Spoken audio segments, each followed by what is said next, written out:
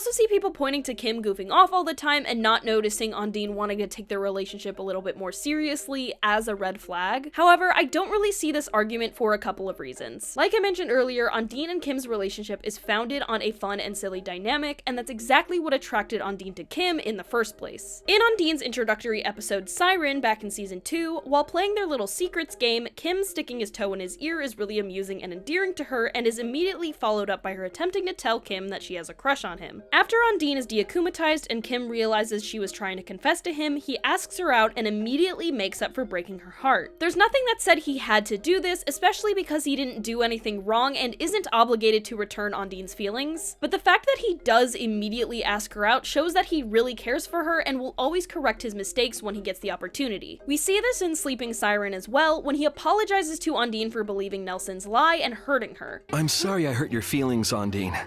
I shouldn't have believed Nelson without checking the facts.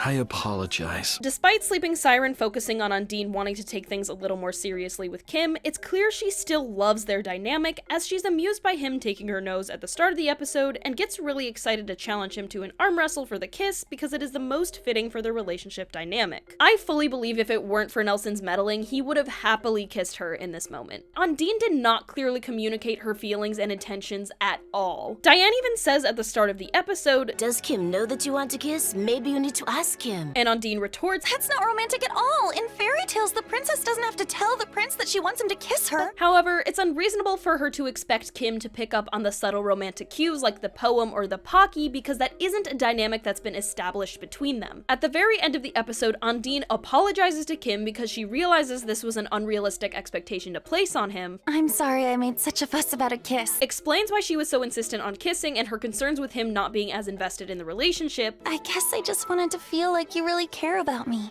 I care about you a lot. And then tells him he can take all the time he wants before kissing her if he isn't ready, even going so far as to say he never has to kiss her, "As long as we love one another." It is only after they have that clear conversation establishing their feelings that Kim ends up kissing her entirely of his own volition. And that scene is absolutely adorable, by the way. 1, 2, 3.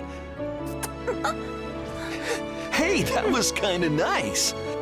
I got into an argument with someone in my TikTok comments that was insistent that Kim was pressured into kissing Ondine and he didn't consent to it. Did we even watch the same episode? What are you talking about? So at the end of the day, Kim is not a bad person, and I don't think he and Ondine need to break up. However, if him being an absolute dumbass continues to cause issues in their relationship, I think it would be fair for Ondine to dump him, because it's not fair to her if she ends up suffering because her boyfriend is too stupid to have a healthy relationship with her.